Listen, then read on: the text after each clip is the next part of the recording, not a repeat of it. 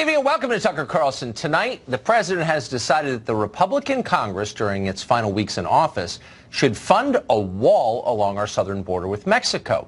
That's not a new idea, obviously. Trump ran for office beginning 3 years ago on that very promise. Voters agreed with it. They elected him. Now he's demanding unequivocally that the wall finally get built.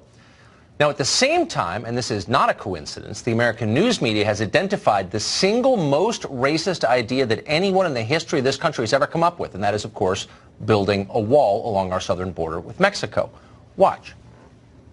The president went to the heart of what I call his brown menace theory. These migrants, they're dirty people. They bring disease. This border wall thing is about controlling the browning of America.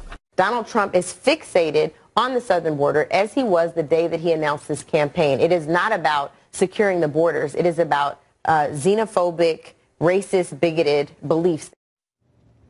Well, so that couldn't be clear. Border walls are racist. We know that. Unlike border fences are not racist. They're much easier to climb over, and that's why Democrats have repeatedly voted to fund them. You could have lots of border fences and still wind up with 22 million illegal aliens living in your country. We have proved that conclusively over the years.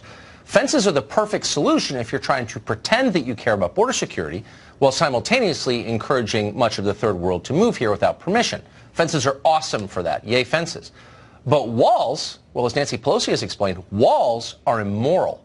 According to CNN, in fact, walls are nothing less than an attack on the human heart. Listen and learn. And a wall won't solve it. All that he's doing is putting up walls around people's hearts. And we are not a wall away from being better.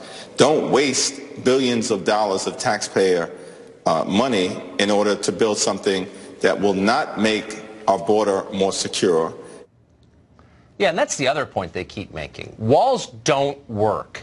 They're totally ineffective, except in prisons and the Vatican and outside Barack Obama's house here in Washington and in almost every upper-income neighborhood in America where walls surround the front lawns of the homes where Hillary Clinton and Beto O'Rourke hold their fundraisers.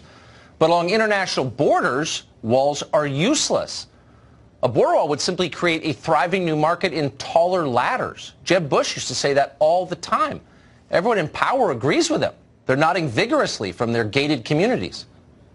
We need border security. The wall is a part of border security. You can't have very good border security without the wall. That's specifically not true. Just that is a political promise. Border security is a way to effectively honor our responsibility. And the experts say you can do border security without a wall, which is wasteful and doesn't solve the problem. It's wasteful. Walls won't solve the problem. All the experts agree on that. And they have briefed Chuck Schumer, and he's passing on the news to us. Okay, but before we accept Chuck Schumer's claim about walls as fact, just one simple question. What about Israel? Israel is our closest ally in the Middle East. It is the recipient of our largest foreign aid package by far. Pretty much everybody in Congress on both sides supports Israel, or claims to. Many of them are vocal about that support, including Chuck Schumer. And yet, here's the funny thing. Israel has plenty of walls, and not just the famous one that people pray at. Israel has border walls, some of them tall and foreboding and made of steel. Are Israel's walls immoral? Well, by Nancy Pelosi's standards, why wouldn't they be immoral? It's a pretty obvious question, so we've asked it repeatedly of Democrats on this show. And every single time we get the very same answer to the question. Israel's walls have nothing to do with immigration. They're defensive walls. They're designed to keep out terrorists and suicide bombers. There is no comparison to Israel's wall and anything that Donald Trump is proposing. It's apples and oranges. Well, it's a pretty effective talking point, and that's why every Democrat repeats it every time. But is it actually true? We got curious and decided to find out ourselves from a knowledgeable source in Israel. A short time ago, we spoke to David Rubin. He's the former mayor of Shiloh, Israel. He's the author of the book Trump and the Jews. We had a fascinating conversation. Listen. Mr. Rubin, thank you very much for joining us. There's a debate in the United States, as you're fully aware, over whether to erect a wall on our southern border to solve what is an immigration crisis. Israel has relevant experience with this exact topic. Will you explain what Israel did in response to its immigration crisis and the effect that the wall had on it? Well, we certainly do have that experience, Tucker. Between 2010 and 2012, there were 55,000 illegal immigrants into Israel. Now, you have to understand Israel is a tiny country, so 55,000 illegal immigrants in just a couple of years is a lot of illegal immigrants. Yeah. And most of them settled in southern Tel Aviv, which was already a working class or a little bit run-down area. The rapes and murders in southern Tel Aviv skyrocketed in those few years.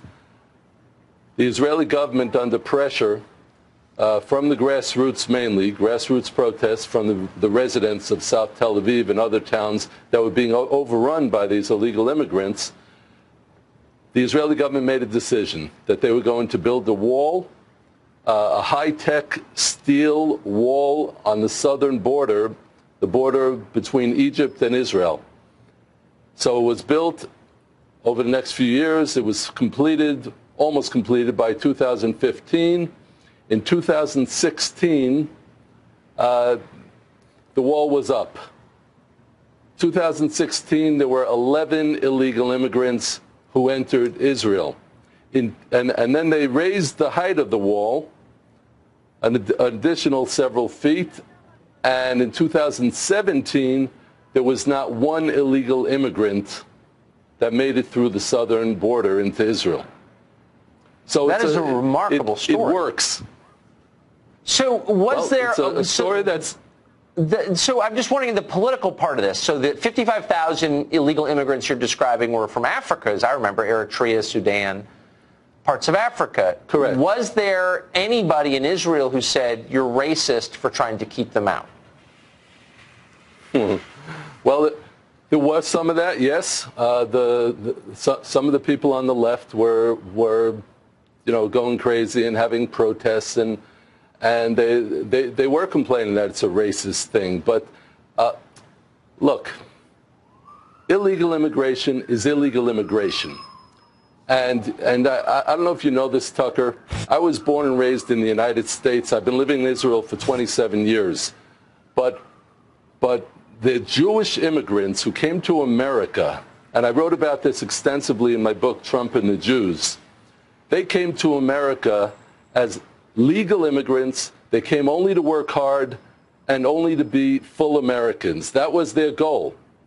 And so, I've heard people like Ocasio-Cortez from New York, the congresswoman, talking about how the immigrants, the migrants are just like the asylum seekers, the Jewish immigrants who are seeking to escape the Nazis in World War II.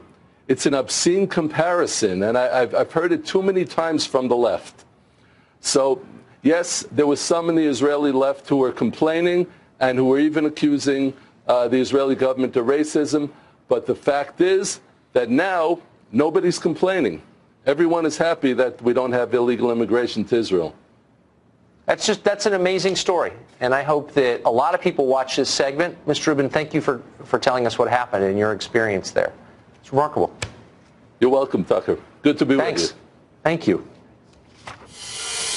Jason Nichols is a professor of African American Studies at the University of Maryland and a frequent guest on the show, we are proud to say. Professor, thank you very much for coming on. Thank you, Tucker. So you just heard that kind of amazing story. I didn't know that. Tel Aviv, 55,000 illegal immigrants living there. The working class residents of the town said crime is going up. We're against this. Government of Israel builds a southern border wall, not to keep terrorists out, but to keep illegal aliens out. Mm-hmm. And no one in this country says anything. Is that immoral? So I think there are lots of big differences between Israel and the United States. First of all, we know that crime has gone down in the United States steadily since 1991. Immigrants both legal and undocumented, commit fewer crimes than Americans like you and I. I don't know. I don't think that number is true. But leaving that aside, but that's absolute. I don't believe it is actually. I think immigrants in the country commit crimes at a higher proportion. No, legal. that's okay. We can look that up. Separate debate. Okay, I'll even grant you that you're right on that. But why is it? And by the way, I just want to be totally clear. I support Israel's right to protect its own borders. It's a country. It gets to do that if it wants. But why is it immoral when we do it here, according to the Democratic Party, but not immoral when our closest ally in the region does it? Well, again, part of this is because of the motivation that Mr. Trump has brought into this discussion. Also, the fact that I think there were certain things that the mayor said that were inaccurate. If you look at at immigration to the United States in the early 20th century, whether it was Jews, Italians, right, other groups, crime actually did go up. They were blamed for everything. They were blamed, they brought Cosa Nostra. They were blamed for all of these kinds of things. But when we want to sanitize our historical memory, that's right. I mean, history changes over time, and we shut down immigration. We say, oh, they were just here to work hard. Well, and I'm sure it's all complicated. But what's not complicated is that our closest ally in the region, our biggest recipient of American aid, built this wall, and the same people who supported building that wall, I'm one of them who supported it, are now telling us that an effort to protect our southern border in exactly the same way is, quote, immoral and racist. And I'm just wondering, what is the standard? Well, when you're going around and you're saying that the people from our South are rapists and that they commit crimes when you actually don't have any empirical evidence to back it up, it sounds pretty much like it's xenophobic and racist. You don't like Trump. Which is it's not about totally Trump. Fine, but how about I have no feelings about Trump. How about just taking Trump out of it? His motives, what he says. A lot of people would like a wall on our border, and they're confused because they hear Pelosi and Schumer say, "Well, a fence is fine, but a wall is immoral." What is the distinction exactly? Well, I think again that the fence is not, even a fence is not necessarily what is going to lead to border security. And I think you and I actually agree. I read your book, which is actually a fabulous book. But thank you. I will tell you, when I read your book, the problems that exist with immigration, and I think Mike Pence actually has it correct, actually start in Central America. It's not at our border. So if we want to solve this problem, and if we're trying to stop, the things that the right talks about, the flow of drugs, right. One of the things that many experts say is that a wall or a fence or any of that is not going to stop that. They're going to fly drones. They're going to find other ways why around did it work? I mean, we need to help. We need to help them get better, those countries. Within their borders, people oftentimes don't really want to be here. That's the other thing. Well, so I guess, there are a couple of things, but I'll just focus on one. So, lots of people have tried to make Honduras a better country, a lot of great Hondurans. But the country itself, beginning with the government, is dysfunctional, okay? That's why Hondurans and Guatemalans want to move here. So what would be the plan for fixing those countries to the point where they would have such a high standard of living and be so peaceful that people wouldn't want to leave? Is there a secret formula that none of us know? I think, the reason that it's dysfunctional, and again, having read your book, is U.S. intervention that happened throughout the late 70s and early 80s. So you're saying that Guatemala and Honduras weren't dysfunctional before the United States for reasons that are unclear? I would say that the thing that brought people to our borders and that has caused both documented and undocumented immigration that has driven that has been the wars that we have created that have cost thousands upon thousands of lives. Well, we didn't. I mean, I'm against most foreign intervention, including there. I agree with you there. But we didn't create those wars. Of course, we intervened in them because we thought it was in our interest. We propped up the Contras. We may have. We certainly did. But we didn't create the Sandinista Marxist revolution that enslaved the country of Nicaragua, of course. Well, but really quick, my question is. So what does that mean now? Does it mean that because we feel so bad about something that our leaders did 30 years ago, we have to pay the penance of illegal immigration? Does it mean we have an obligation to fix those countries? If so, how do we do that? I think, investment and partnership with democratically elected leaders in those countries. Where's that worked? Anywhere ever? Has that ever worked? Because we spend all this money abroad, and it seems to just make the countries more corrupt and the average person poorer and more desperate to come here. Has it ever worked? Well, I think that there are certainly ways that we can do this where it would work. And we've always had the goal of colonizing a place when we actually try to help them. And I think the best bet is to go enter into partnerships with democratic. So how about this one? Since we're in the reparations business, and boy, I'm open-minded about everything, as you know. But if we owe Latin America something, what if they flooded our communities with drugs and killed, 50,000, 70,000 people a year? Wouldn't equal the amount of people we killed there. I don't think that's right, actually. A year. So more people die of drug ODs in this country every year than died in all of Vietnam, Americans, over 11 years. So what do they owe us? Anything? So, again, we're going to disagree about just wondering if it's a two-way street. I mean, can we collect for the fentanyl epidemic? It seems like we should. Yeah, well, again, I think that the fentanyl epidemic has many different layers to it. It's not just coming from Central America. No, it's a lot of it's coming from China, but a lot of it's moving through Mexico. So I'm just wondering, what does Mexico owe us for killing tens of thousands? Well, again, we were talking about Central America. We were talking about Mexicans. Sure. Oh, they're all the same? Is that what you're saying? I'm not saying that. We've learned recently that nobody dislikes Central Americans more than the people of Mexico. I actually like Central Americans. The average citizen in Tijuana does not feel that way. Not as open-minded as I am, I would say that. Professor, thank you very much. Thank you, Tucker. France, moving to the other side of the globe, facing some of the worst riots in that country since they chopped off the head of the king, thanks in large part to climate change policy. Is there something for us to learn from the fires raging there tonight? That's after the break.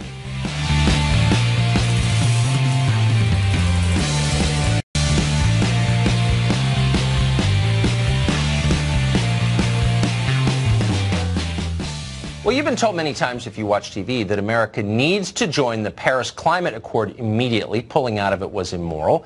And to do your part to fight global climate change, you need to accept burdensome taxes on the energy you use. It's the least you can do.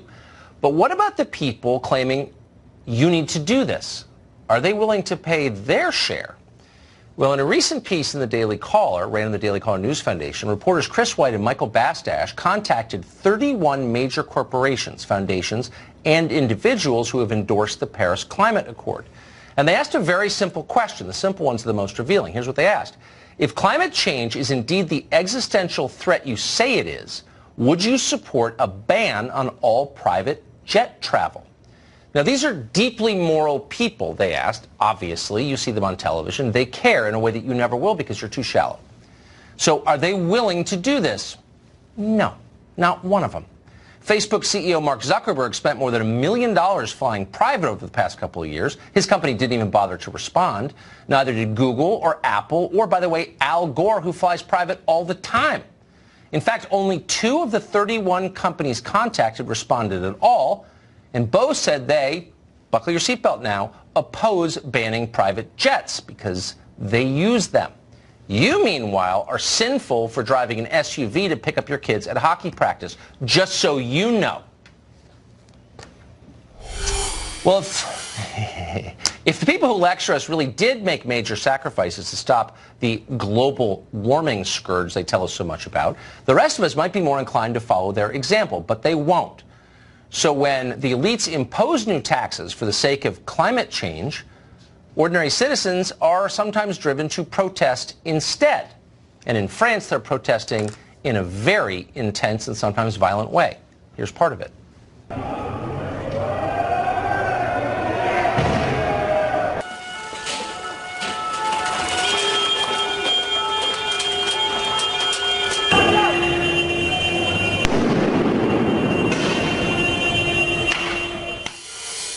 That's Paris, not a war zone.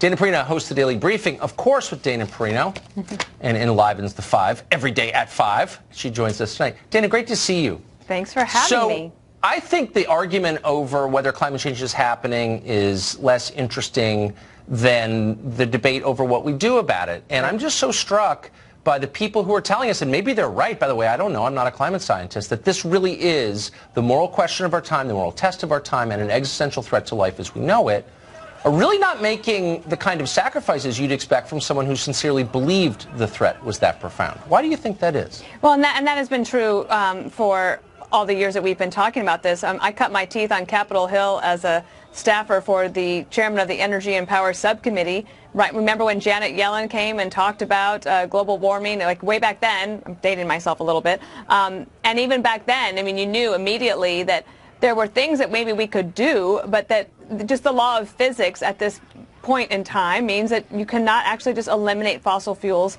completely. Right. And here's a mantra that I want everyone to remember. Elites care about global warming. Drivers care about fuel prices. And politically, drivers always win. Okay, so for all of these people That's a very good equation. That want to go to, you know, they're going to, the Democratic candidates that want to take on President Trump in 2020, they're going to be heading not to San Francisco to campaign. They got to go to Iowa first, and that's going to happen in February. And so they need to remember that the things that help them get campaign donations from San Francisco and New York, that's not going to work in Iowa. And the United States has actually been able to grow its economy and decrease its emissions. Could we do more? Yes. Well, you know how you do more? A growing economy helps you do that, because then you have the money to invest in it. Yes. It is places like China in particular that has a huge problem. But the more that we can do to innovate, we can try to help solve this problem. But, you know, ridiculing people is not going to work.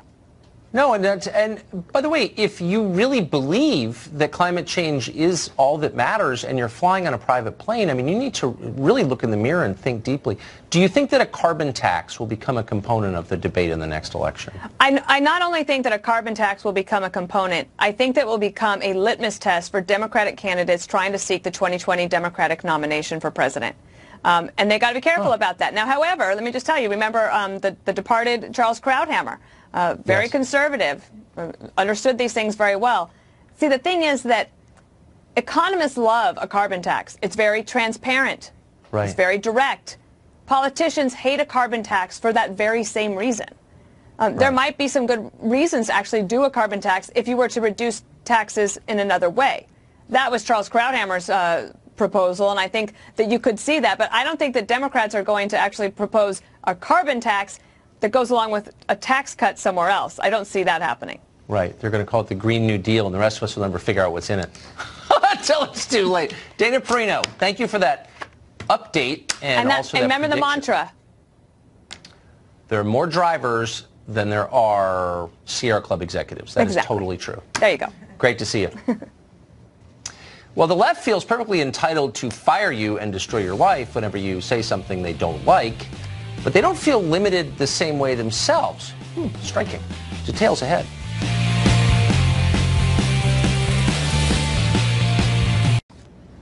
If you grew up in this country, you remember hearing it when you were a kid. This is a free country. The Constitution gives us freedom. And the first freedom, literally the first number in the Bill of Rights, is freedom of speech. And for generations, that was unquestioned here. It was the most celebrated of our rights.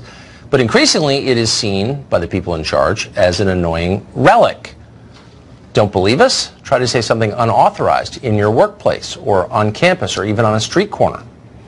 Why have things changed? Well, because the attitudes of our leaders have changed. And we have a small clip that tells you a lot about what they really believe. This is California Congressman Ted Lieu, and he's explaining in this clip that sadly he's prevented from banning talk he doesn't like by a pesky legal antique called the Constitution. Watch this. I would love to be able to regulate the content of speech. The First Amendment prevents me from doing so. And that's simply a function of the First Amendment. But I think over the long run, it's better that government does not regulate the content of speech. Anchor just sort of nods like, yeah, of course, we'd all like to regulate speech if we could. Over the long run, he says, it's better not to regulate speech, end quote. Does that sound like someone who is deeply committed to a free society and its benefits? Or is it simply a bully admitting that for now, the law won't let him do what he wants to do, which is control your mind? I think you know the answer. Well, the left increasingly is using big tech, threats, and public shaming to stamp out political views it doesn't like. They're also ruining actors and comedians and anyone else who dares stray from the script. But not everybody is so limited. We learned that today when one cable host used a slur to describe a member of the Trump administration. Why doesn't Mike Pompeo care right now? Are the pathetic deflections that we just heard when he appeared on Fox and Friends, is that a patriot speaking? Or a wannabe dictator's butt boy? And I'm dead serious, I'm asking, are these the words of a patriot? So the anchor apologized for that remark, but the question is, will she be punished? And of course, needless to say, we don't think she should be punished. She was saying what she thinks, or she misspoke. It happens to everybody. She shouldn't face sanction for that, but then neither should Kevin Hart. But the left now has a long history as the only faction enjoying impunity for what it says. You talk like a sign language gorilla who got hit in the head. In fact, the only thing your mouth is good for is being Vladimir Putin's holster. Your presidential library You give him a damn robe and you let him do whatever the hell he wants. Because this right now, this is my audition for Mr. Trump's cabinet. And also for a regional production of The Crucible. And let me tell you, Queen, I was good. Dave Rubin hosts the Rubin Report on YouTube, which doubtless everyone watching has watched because it's excellent. He joins us tonight. Dave, thanks a lot for coming on. So just to be totally clear, I don't, good to be with you, Tucker. Well, people ought to be able to tell jokes that I don't like, and often they do. What I find so interesting is at this moment of peak hysteria about speech, where you're seeing normal, decent, totally non-bigoted people destroyed, and the rest of us are completely terrified, and art and free expression is totally ground to a halt. Aesthetics are suffering. No one can be creative anymore. At that exact moment, the left still feels totally free to say things that they would classify if others said them as bigoted. What's going on? Well, you just nailed it right there. I mean, quite literally, the Oscars can't even figure out who to host the show anymore, either because they can't find anyone that's politically correct enough, or that everyone that would like to do it is now afraid to do it because of the repercussions. But as for the clips that you just played, I mean, look, the simple truth of this is it's showing what the flaw of collectivism, which is basically the idea of judging people based on their immutable characteristics, why it is so terrible and why it has been embraced by the left. You know, you can't be for groups. It actually doesn't make sense because you will eliminate the individual every time. So to say you're for gays doesn't really mean anything, because then when they want to make a joke about you, then they'll make a gay joke. Or to say you're for women, what they don't really, that doesn't mean anything. That's a very low resolution way of saying something. Everyone's for women, let's say, but they're not really for women. Are they for Nikki Haley, a brown woman who happens to be a conservative, who's a strong woman? Of course they're not for her. So to view people through this very obvious and what I would say really is just a dumb and insulting lens, you see it drop every time they speak off the cuff. It drops because they don't really care about the individual. And the Ted Lieu clip that you played at the beginning of this, I mean, man, I don't know when the last time I heard something that chilling coming from a government official. It's like the First Amendment is the most precious thing that we have in this country. And I can tell you, as someone that's been on tour for most of the last year, and I've been to 20 some odd countries in the last couple of months, every single country, the people are jealous of the freedoms that we have here, and especially the freedom of speech. So it's like to hear anyone, regardless of whether he's a Democrat, Republican, doesn't matter, to hear any elected official saying that, you know, he'd love to get rid of the First Amendment. Whew, I mean, I can't imagine anything scarier in a free society, actually. Well, very quickly, I mean, I don't want to pound on the anchor. I don't even know who it was in that clip, but it was a news anchor whose living obviously is predicated on the First Amendment. Didn't interrupt him and say, what, I'm sorry, Mr. Elected Official, did you just say you'd like to control people's speech? Yeah, well, it's just incredible, and we're seeing an emboldening of this. You know, it's interesting what you said there, that these are the same people who love to shut people down, but then at the same time they'll accidentally or they'll intentionally say some of these things. You may have seen this today, Deadspin, which is just another one of these sites that just churns out a lot of sort of lefty nonsense. They ran a piece today that basically said, the title of the piece was something to the effect of, conservative gays should shut the F up. I mean, imagine that. Imagine judging people based on those immutable characteristics, while at the same time telling those people that you're supposedly their allies. And that's why, again, as I always say to you, Tucker, every time I'm on your show, what do I tell you? For all the disagreements, the political disagreements that we might have, which we've discussed on both my show and your show, because you are a staunch defender of free speech, I will continue to do this with you, whether we agree or not. That's what America is about, and that's what these people are just tossing away. If they control your speech, they control your mind, and that's never going to happen. Dave, thank you very much. It's a great Dave Rubin. Appreciate it. You got it, man.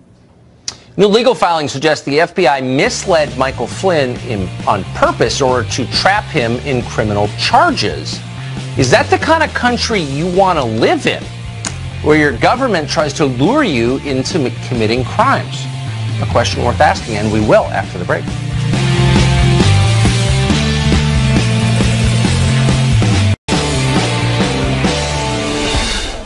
Well, for years now, we've heard how American democracy is under siege from a country with an economy about the size of the state of Texas, but nevertheless somehow has limitless and corrupting resources. That, of course, is Russia, led by Vladimir Putin. So the question is, just how much did Russian meddling amount to in the 2016 election? That question's been outstanding for a while, but yesterday we got some details. The Google CEO Sundar Pichai appeared on Capitol Hill and was asked. Watch. Does Google now know the full extent to which its online platforms were exploited by Russian actors in the election 2 years ago?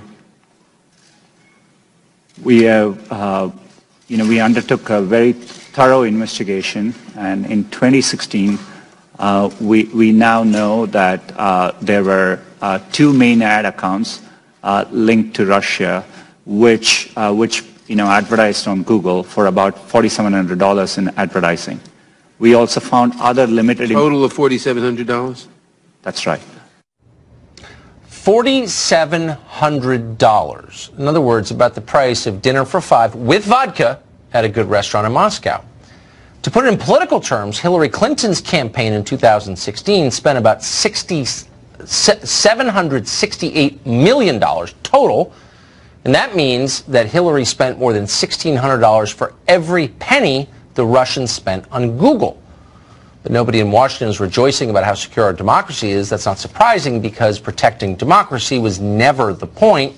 Undermining it, needless to say, has always been the point. More and more evidence emerges, by the way, that the Department of Justice may deserve a new name, because justice is not clearly the top priority. Newly filed court documents show that FBI Deputy Director Andy McCabe advised Michael Flynn not to bring a lawyer to his interview with federal agents in January 2017. Flynn inexplicably, moronically agreed to that. Agents then deliberately chose not to warn Flynn that he could be criminally charged for false statements. Then they sprang criminal charges on him after his interview. Jonathan Turley is professor at George Washington University Law School, and he joins us tonight. Professor, thanks very much. Thank you. So the first, just the troubling takeaway is clearly Flynn should have brought a lawyer. Right. And message to those watching at home, if the FBI is interviewing you, bring a lawyer. That's not. But do you want to live in a country where the government seeks to mislead you in order to get you to commit a crime? That doesn't seem like justice. Well, it does answer the question of who's the last guy who believes trust us, we're the government, and apparently that would be Michael Flynn. But you also have to put in context, this was right at the beginning of the, essentially at the administration, during the transition. Yes. And he answered a bunch of questions, a great number of them apparently, and the agents knew that some of those answers didn't fit very well with what they knew. And what's fascinating about the information we have is they made the conscious decision not to raise those with him. So there is a certain feeling of a trap here that obviously he never clued into. Now, this wouldn't bother me as much if they nailed him on something significant. If they had, the 7 heads in a duffel bag. That well, sure, exactly. That's right. But instead, they nailed him on a false statement about a meeting that was not just lawful, but not particularly unprecedented. He met with Russians as the incoming national security advisor during the transition. That's not unprecedented. He spoke to them about policy, and he omitted the fact, or he denied, that they had talked about sanctions. That does seem like something that you could miss, something that frankly could skip your mind. So the question is, if the agents had raised that with him, would he have corrected the record? I don't know. But at the end of the day, what's really troubling is not just the fact that they proceeded to criminalize it, but that the initial agents apparently did not believe he was intentionally lying, and they did not recommend the charge. Now, you now fast forward to where we are now, and I can only imagine what Flynn might be thinking in reading the recent filings, because in one of the footnotes for Cohen, the prosecutors note that he came in and made all types of false statements about all types of stuff to investigators, and then simply says matter-of-factly, he then corrected those statements. And I could imagine Michael Flynn reading this thing, wow, oh, okay, what happened to my chance to correct? That's so awful. So Cohen, who's clearly a practiced liar and a sleazy person by his own admission, Flynn, who's not, I don't think Flynn's a liar, actually. I don't think he ran an intelligence agency for the U.S. military. I mean, he's, had to be polygraphed. How sad is this, to destroy a man's life over this? Well, it is sad, considering his career as a whole.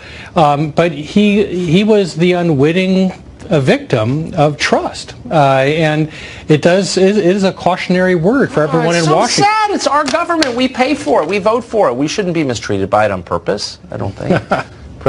You laugh knowingly. You've lived in Washington too long. Right. Okay. Professor, thank you very much. Thank you. Well, there's certainly no evidence against him, but the press is still pushing evidence-free claims of sexual harassment against Brett Kavanaugh. Lisa Booth has been following this story and joins us next to explain it. Stay tuned.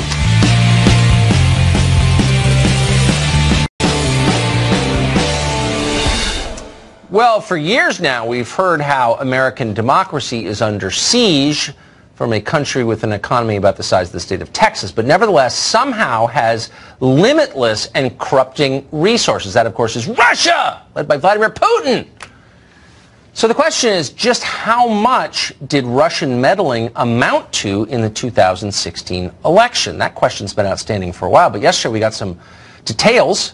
The Google CEO Sundar Pichai appeared on Capitol Hill and was asked. Watch. Does Google now know the full extent to which its online platforms were exploited by Russian actors in the election 2 years ago? We have, we undertook a very thorough investigation, and in 2016, we now know that there were two main ad accounts linked to Russia, which advertised on Google for about $4,700 in advertising. We also found other limited... Total of $4,700? That's right. $4,700. In other words, about the price of dinner for five with vodka at a good restaurant in Moscow. To put it in political terms, Hillary Clinton's campaign in 2016 spent about $768 million total, and that means that Hillary spent more than $1,600 for every penny the Russians spent on Google. But nobody in Washington is rejoicing about how secure our democracy is. That's not surprising, because protecting democracy was never the point. Undermining it, needless to say, has always been the point. More and more evidence emerges, by the way, that the Department of Justice may deserve a new name, because justice is not clearly the top priority. Newly filed court documents show that FBI Deputy Director Andy McCabe advised Michael Flynn not to bring a lawyer to his interview with federal agents in January 2017. Flynn inexplicably, moronically agreed to that. Agents then deliberately chose not to warn Flynn that he could be criminally charged for false statements. Then they sprang criminal charges on him after his interview. Jonathan Turley is professor at George Washington University Law School, and he joins us tonight. Professor, thanks very much. Thank you. So the first, just the troubling takeaway is clearly Flynn should have brought a lawyer. Right. And message to those watching at home, if the FBI is interviewing you, bring a lawyer. That's not. But do you want to live in a country where the government seeks to mislead you in order to get you to commit a crime? That doesn't seem like justice. Well, it does answer the question of who's the last guy who believes trust us, we're the government, and apparently that would be Michael Flynn. But you also have to put in context, this was right at the beginning of the, essentially at the administration, during the transition. Yes. And he answered a bunch of questions, a great number of them apparently, and the agents knew that some of those answers didn't fit very well with what they knew. And what's fascinating about the information we have is they made the conscious decision not to raise those with him. So there is a certain feeling of a trap here that obviously he never clued into. Now, this wouldn't bother me as much if they nailed him on something significant. If they had, the 7 heads in a duffel bag. That well, sure, exactly. That's right. But instead, they nailed him on a false statement about a meeting that was not just lawful, but not particularly unprecedented. He met with Russians as the incoming national security advisor during the transition. That's not unprecedented. He spoke to them about policy, and he omitted the fact, or he denied, that they had talked about sanctions. That does seem like something that you could miss, something that frankly could skip your mind. So the question is, if the agents had raised that with him, would he have corrected the record? I don't know. But at the end of the day, what's really troubling is not just the fact that they proceeded to criminalize it, but that the initial agents apparently did not believe he was intentionally lying, and they did not recommend the charge. Now, you now fast forward to where we are now, and I can only imagine what Flynn might be thinking in reading the recent filings, because in one of the footnotes for Cohen, The prosecutors note that he came in and made all types of false statements about all types of stuff to investigators, and then simply says, matter-of-factly, he then corrected those statements. And I could imagine Michael Flynn reading this thing, wow, oh, okay, what happened to my chance to correct? That's so awful. So Cohen, who's clearly a practiced liar and a sleazy person by his own admission, Flynn, who's not, I don't think Flynn's a liar, actually. I don't think he ran an intelligence agency for the U.S. military. I mean, he's, had to be polygraphed. How sad is this, to destroy a man's life over this? Well, it is sad, considering his career as a whole. But he was the unwitting victim of trust. And it is a cautionary word for everyone in Washington. It's so sad. It's our government. We pay for it. We vote for it. We shouldn't be mistreated by it on purpose, I don't think. Right. You laugh knowingly. You've lived in Washington too long. Right. Professor, thank you very much. Thank you. Well, there's certainly no evidence against him, but the press is still putting